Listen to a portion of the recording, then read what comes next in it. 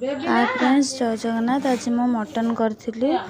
Mutton को धोईकी हलदी गोल नहीं तापर कड़े तेल पकेली। कड़े तेल पकईकी पियाज रखी कटा पियाज तक पकेली।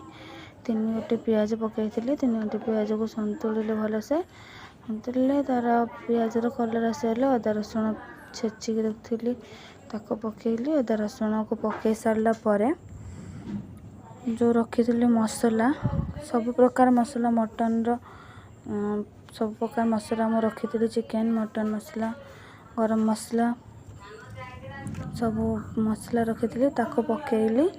धनिया मसला और जीरा मसला आपणकर रोज दालचीनी मसला सब पकई सारा पर कषिली। मसला कषि सारा टे पानी देकी कषिली। कषिला पुणी फुटी जाता मटन पकई मटन पकईकी किछ समय कषि